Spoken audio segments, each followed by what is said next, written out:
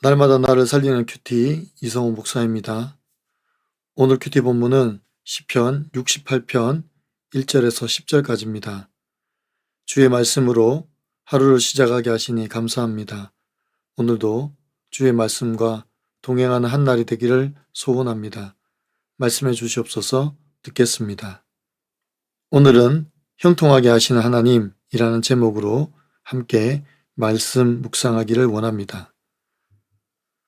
첫 번째로 관계를 회복시키는 하나님입니다. 1절과 2절에서 다윗에게 전쟁의 위기가 찾아옵니다. 이 상황에서 그는 가장 먼저 하나님의 도우심을 구합니다. 왜냐하면 전쟁의 승패는 군사의 숫자에 달려있는 것이 아니라 하나님의 손에 달려있기 때문입니다. 그래서 다윗은 하나님께서 일어나셔서 원수를 흩어달라고 기도하고 있습니다. 또 주를 미워하는 자들은 주 앞에서 도망한다고 합니다. 그러면 어떻게 도망합니까?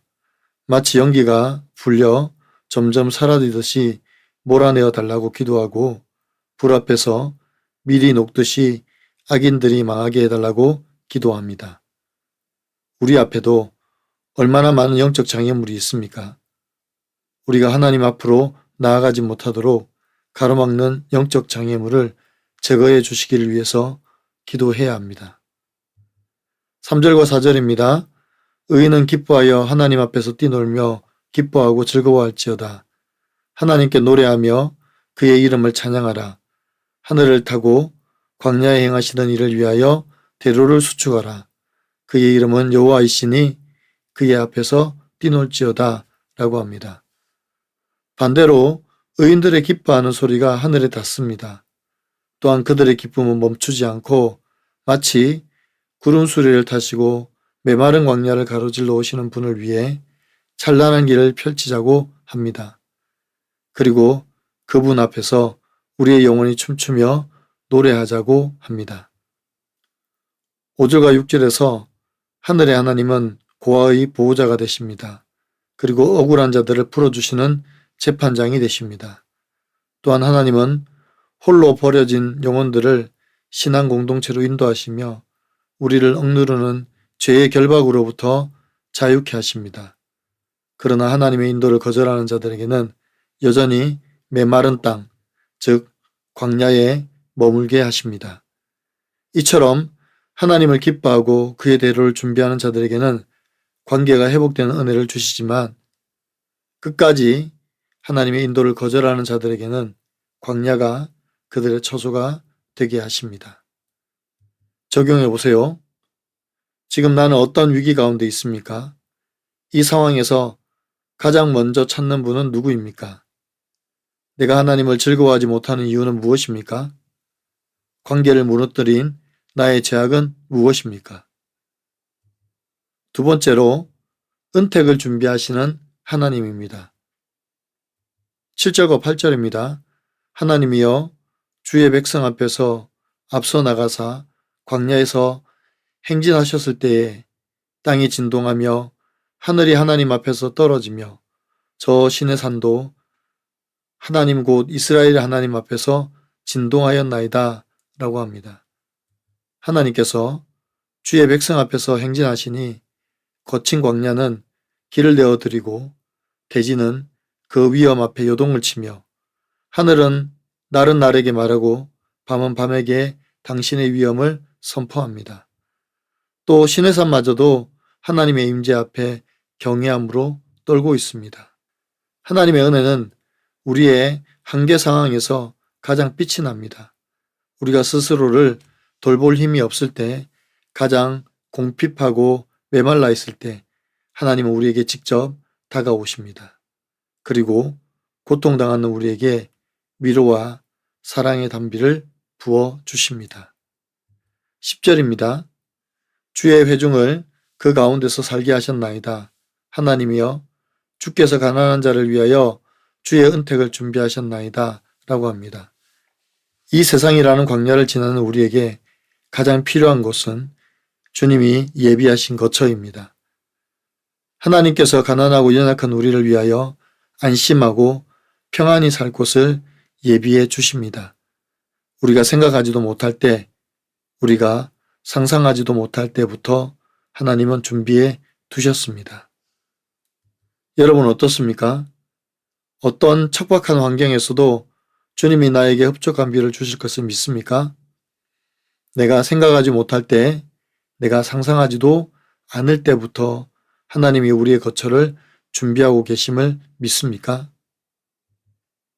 오늘 큐티 묵상 간증은 대물림의 죄라는 제목의 한 성도님의 묵상 간증입니다. 일남 4년 중 넷째 아들로 태어난 저는 저의 진로에 무관심한 부모 형제 사이에서 별다른 대화 없이 성장했습니다. 집에서 늘 외롭다 보니 친구들과 놀기를 좋아했습니다. 특히 결혼 전까지 무분별하게 여러 여자를 만나면서 음란한 생활을 했습니다. 그러다 절제 없이 사는 저와 달리 집, 회사, 교회밖에 모르는 지금의 아내를 소개받았습니다. 당시 신혼 전세 보증금이 3천만 원 정도였는데 제가 유흥으로 진 빚과 같았습니다. 저는 아내에게 친구의 보증을 서서 1,500만 원의 빚이 있다고 거짓말하고 순진한 아내를 꼬드겨 결혼했습니다. 그러나 결혼 후에도 제 삶은 변하지 않았습니다. 직장 동료나 거래처 사장들과 도박하고 유흥업소에서 놀다가 조간신문과 함께 귀가했습니다. 끊임없이 돈 문제를 일으키고 음란한 생활에 이어 외도까지 하며 아내와 자식들 마음에 씻을 수 없는 상처를 입혔습니다. 그런 저를 보다 못하신 하나님은 사업이 망하는 사건으로 저에게 옥살이라는 광야를 허락하셨습니다. 그러나 주의 백성 앞에서 앞서 나가사 광야에서 행진하시는 하나님은 제가 출소 후 예배를 회복하게 하셨습니다.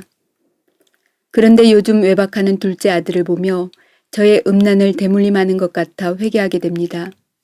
또한 늘 입으로만 회개한다 말하고 정작 일상에서는 여전히 아내에게 혈기 부리고 큰소리치는 죄인임을 고백합니다.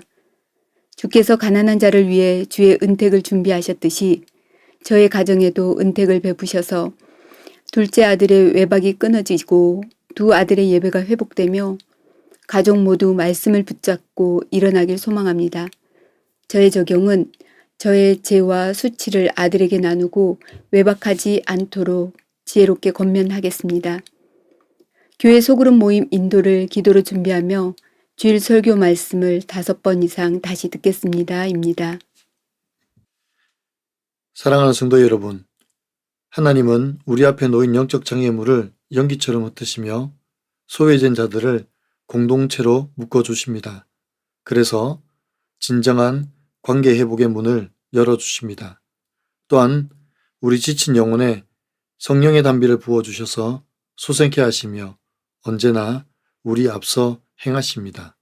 심지어 우리가 스스로 돌아볼 힘조차도 없어 연약하고 곰핍할 때, 우리가 생각하지도 못할 때 우리를 위한 거처를 예비하시는 분이십니다. 그러므로 어떤 위기 앞에서도 우리를 형통케 하시는 하나님만을 신뢰하며 하나님을 향하여 기뻐하며 뛰놀며 즐거워하는 저와 여러분이 되시기를 바랍니다. 우리를 위하여 준비된 은택을 오늘도 누리며 승리하며 살아가는 저와 여러분이 되시기를 간절히 축원합니다. 기도드립니다. 사랑하는 주님, 우리 앞에 놓인 영적 장애물과 우리의 원수들을 흩어주시며 도망하게 하신 하나님을 찬양하고 감사를 드립니다. 주님 한 분만으로 즐거워하며 찬양하며 주의 길을 수축하는 저희들이 되게 하여 주시옵소서. 주님은 언제나 고아의 아버지가 되어 주십니다. 주님은 언제나 연약한 자의 편을 들어주시는 재판장이 되십니다. 그래서 우리를 죄와 사망에서 건져주셨음을 잊지 않고 그 은혜와 사랑을 늘 찬양하며 살아가게 도와 주시옵소서. 날마다 부어주시는 성령의 단비로 우리의 영혼이 다시 일어나게 하시며 교회와 가정에 영적 부흥이 일어나게 하여 주시옵소서. 그래서 오직 주님이 예비해 두신 길을 가며 감사와 즐거움으로 살아가게 도와 주시옵소서.